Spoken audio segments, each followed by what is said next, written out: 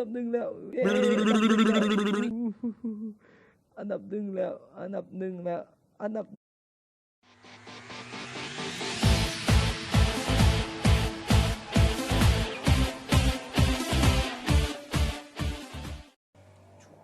ชื่อที่สบายเลยยงมาแต่แฮมโลดจุ่มรักจุ่มกุลสบายดีนี่คือขออนุญาตบอกเป็นสบายนะจะลองเล่นเกมจะลองบันทึกหน้าจอเนาะภาพหน้าจอแล้วครับสดินเบิ่งขออนุญาตบอกเป็นภาษาลาวภาษาไทยเนาะให้เพื่อเป็นการมาเริ่มกันเลยเป็นถุงอเมริกันคือหน่อยแท้คือมีแต่คนมีแต่ตัวใหญ่ๆวะเฮ็ดจะได้กินข้าววะโอ้ยอย่าตายนี่กินได้กินแล้วไอ้สัตว์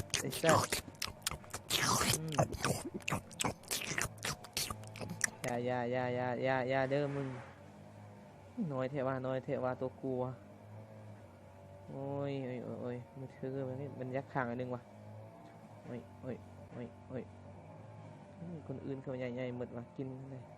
ยังอยู่อันดับที่300ป้าสัตว์เกือบตายวะมัวแต่เบาโอ้ยสัตว์ยานตัวใหญ่เดี๋ยวขอสิกักกิน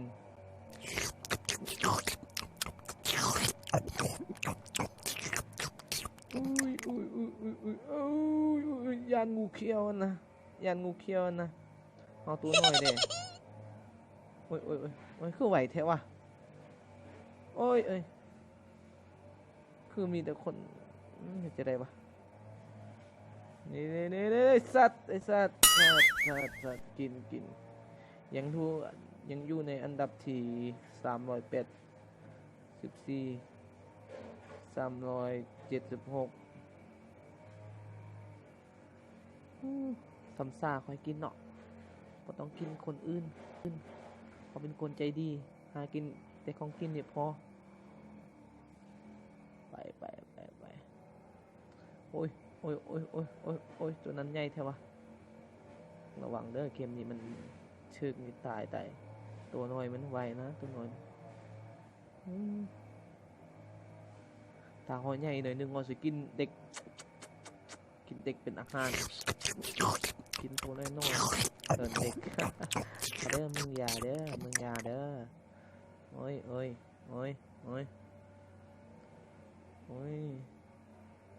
อยากกินงูหน่อยเด้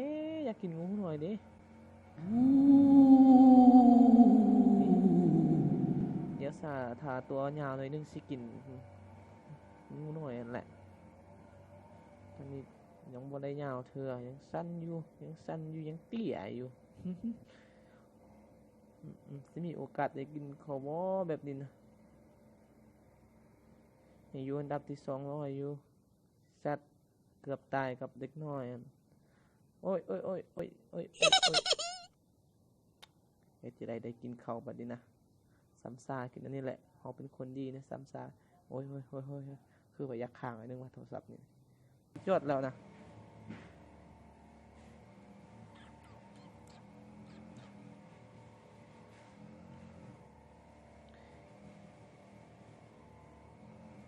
มันซาแล้วมันเริ่มใหญ่เลยซาโอ้ยอย่าเด้อมึงอย่าเด้อ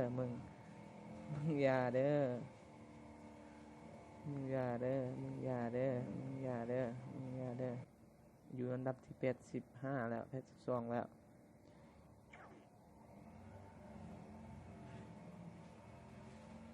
มึงอย่าเด้อ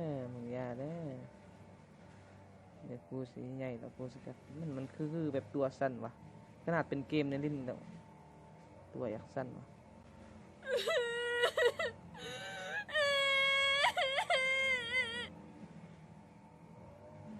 อย่าเด้อกินข้าวบ่ได้ปะข้าวมันไวกันข้าวมันไวเกินจังไรวะกูคือเล่นบ่เป็นวะอันนี้มือใหม่เด้อยังบ่ได้เล่นด้นเลยนี่นะหลายตาวะโอ้ยอย่าเด้อมึงจะใส่เหลี่ยมให้กูบ่มันบ่ได้กูได้ กินแล้วขึ้นอันดับไวสุดเลยอันดับ32อย่างอันดับที่25แล้วโอ้ยตายน้ำเด็กน้อยนี่บ่วะมาอยู่ยังครับบอลอยู่วะกูออกไปเกินเอ้ยคือสัวแต่ว่ากูนี่หาแต่กินเขากินดาวบ่อิ่มหากินตัวน้อยนี่ก่อนหากินงูน้อยงูเขี้ยวตายแล้วกินอิ่มระวังถ้าหดอันดับ10ก็พอแล้วนะ Oh my god อย่าเด้อเดี๋ยวตายย้อนเด็กน้อย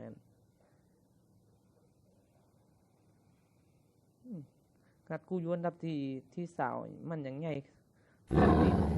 เสียสำได้วะของมึงยาเด้อกินเด็กน้อยนี่ก่อนวะยาเด้อเดี๋ยวตายย้อนเด็กน้อยเฮ็ดยังไงวะไว้คันยาเด็กน้อยนี่สลัดวะสลัดดีวะตายแล้วกิน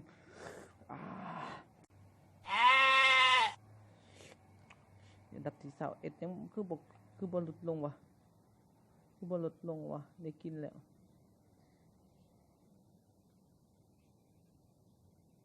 เฮ้ยระวังตัวกูอันดับ20แล้วลิ้นครั้งนี้ทางหอดอันดับ10นี่สุดยอดแล้วตายแล้วมึง ไปบ่ทันเลยมึง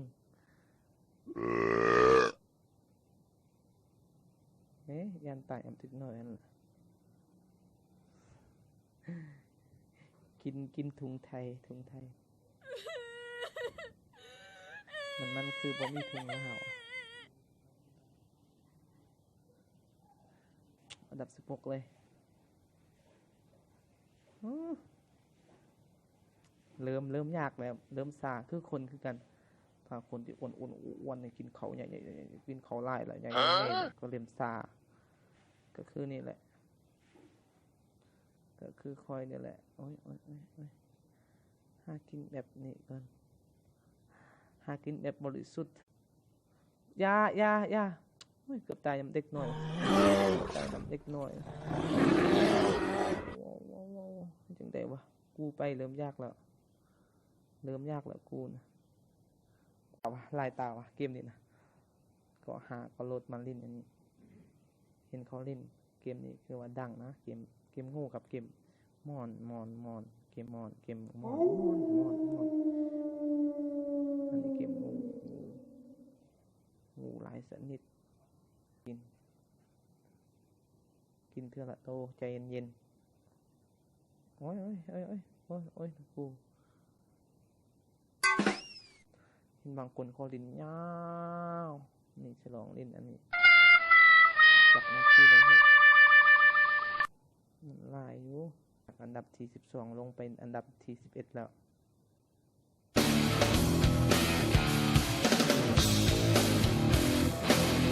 อันดับ10แล้วตามที่คาดหมายแล้วตามที่กำหนดไปแล้วสำหรับใครที่บ่เคยเล่นก็ลองโหลดมาเล่นเด้อเกมนี้ม่วนสนุกม่วนตายแล้วแต่ก็สงสารเขาเด้กินเด็กน้อยเป็นอาหารกินงูน้อยเป็นอาหารเริ่มโอ้ยใจเย็นตัวกูใจเย็นมันสลัดที่มันพยายามไปให้กูตายเนี่ยเอ้ยเกือบตายนิดหน่อยน้องโบเห็นวะ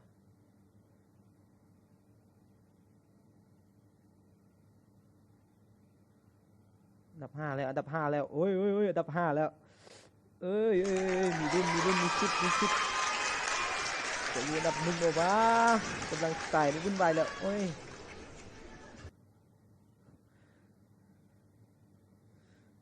ได้อันดับ5แล้วตามที่คาดไว้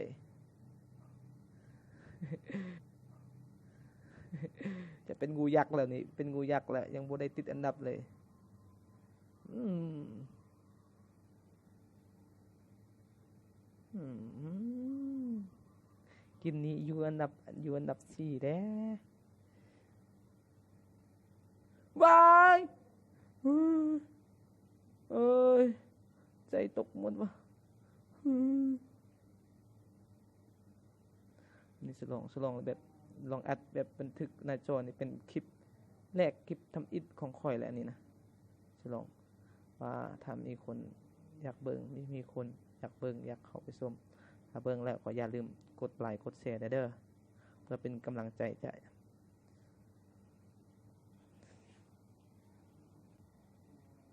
เกมงูเ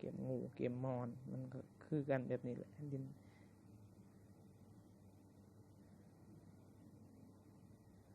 หากินเด็กคือคนก็คือกันแหละ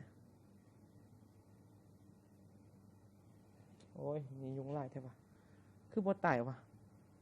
ตายยากตายซ่าแท้วะดื้อรอให้อายต้องตายก่อนบ่กินเลยโอ้ยบ่ได้กินซ้ำโอ้ยกูสิพยายามแบบใดวะระวังทึกตัวน้อยโอ้ยยายสัตว์ไอ้สัตว์ไอ้สัตว์โอ้ยระวังทึกตัวน้อยมันไหววะบ่เห็นกูอยู่อันดับนี้แล้วกูอันดับ4แล้วเฮ็ดจังไดวะอยู่อันดับ1มียุงไล่วะอย่าเด้ออย่าเด้อกูบ่กินแหละสู้นะถ้ากูกินได้ล่ะมึงอย่าคิดว่ามึงใหญ่นะกูใหญ่กว่านะกูกิน2-3คนก็ได้นะเทื่อนึงนะนี่บ่เสือกูแม่นตัวกูทั้งนั้นอันนี้ออมกิน 4-5 คนก็ได้อยู่อันดับ4นะอันดับ4เรากิน4คน3คนพุ่นวางกูโอ้ยกูลืมว่ะแต่กูพยายามก่อนว้าวไปปล่อยอันนั้นออกกันยังวะ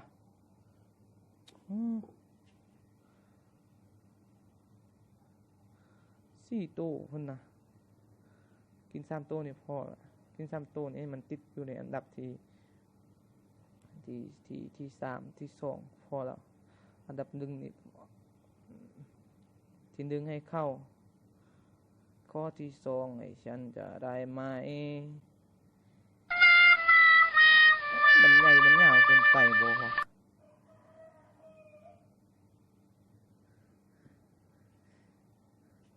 2ตัวนี่ก็ตายยากตายซ่าแท้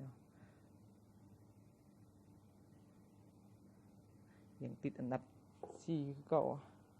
ไผเนาะอยู่อันดับ1เขาจะไปจังได๋วะเริ่มมืดแล้ว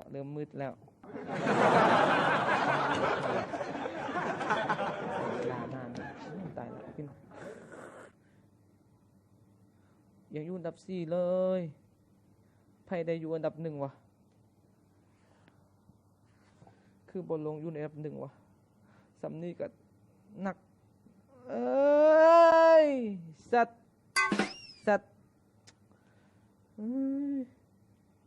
กูสิตายฟรีๆกับเด็กน้อยบ่ได้นะโอ้ยมึงอย่าเด้อ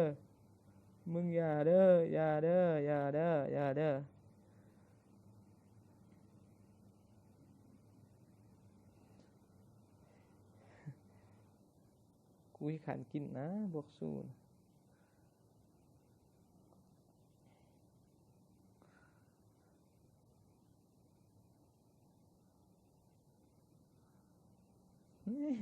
กินเทื่อนึงนี่4-5ตัวก็ได้ละ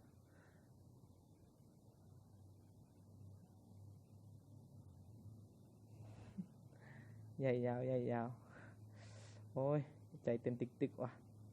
บ่เคยลิ้นฮอดอันดับ4นี่ครั้งแรกเลยนี่ตึกคนทั้งนอกก็ตายคนทั้งในก็ตายใหญ่แล้วก็ใหญ่กิน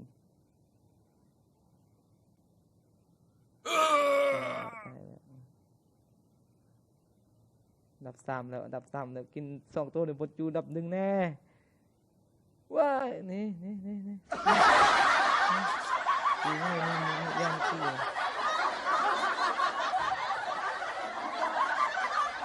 มันกินอยู่ในอันเดียวมันกับเข้าปากกูเนี่ยแหละสองคนสองตัวนะตาถูกสาธุให้ได้อันดับหนึ่งเด้มันติดอยู่ในอันดับหนึ่งเด้อันดับหนึ่งให้ชนะเลยว่ามียุงไรเท่าวะ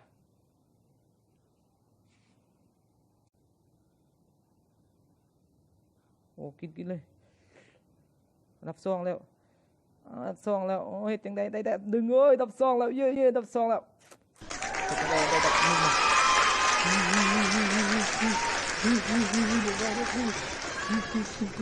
อันดับสองแล้วมีลุ้นในอันดับหนึ่งนะมีลุ้น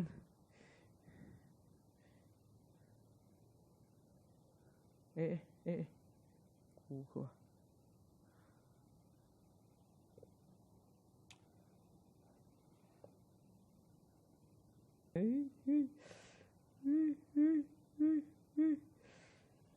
อันดับหนึ่งอยู่ใส่วะ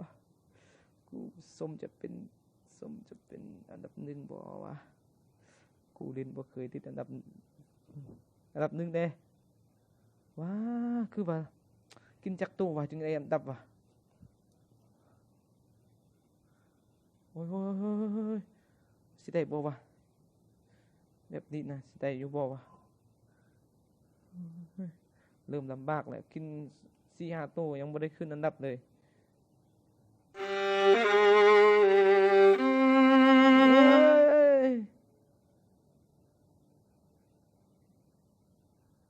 อันดับหนึ่งแล้วเว้ยอันดับหนึ่งแล้วอันดับหนึ่งแล้วอันดับหนึ่งแล้วอันดับหนึ่งแล้วอันดับหนึ่งแล้วอันดับมันก็ใหญ่พอแล้วนี่โอ้ยยุงมันไล่โพดมันสนุกกินอันนั้นตัวน้อยมันสนุกกิน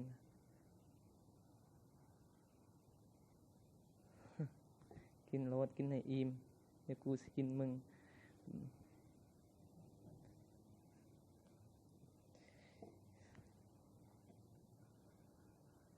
กินตัวนี้พอแล้วนะเมื่อย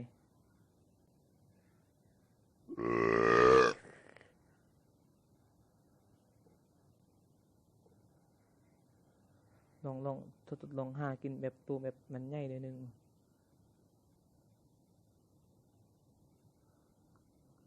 มันใหญ่เลยนึงนี่มีแต่ตัวน้อยๆโพดจนมืดเลยจนบ่เห็นหน้าเลยนี่จนมืดเลยจนมืดติดอันดับหนึ่งจนมืดเนาะมันน้อยหากินแบบมันใหญ่มันยักษ์เท่าเทียมกันเล็งไวๆเล็งเร็วเล็ง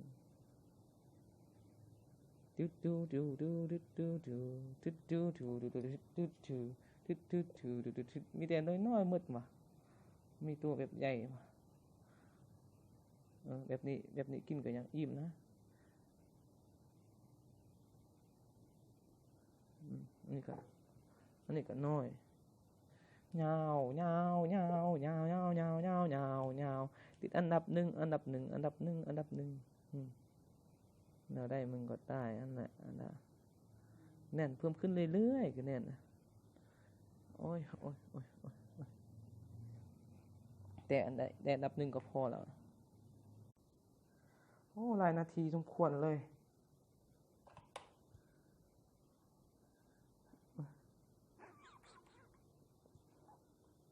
เป็นคนเท่าออกจากเงาเอ๊ะระวังตัวกูเด้อระวังอัดเข้ากินบ่ได้กินซ้ำบ่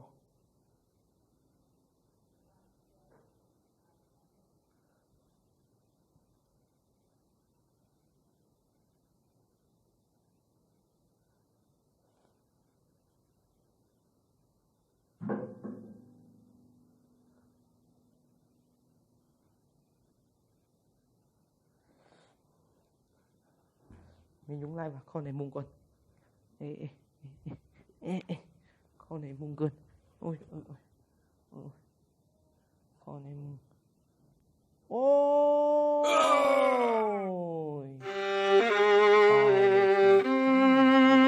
ได้ทีหนึง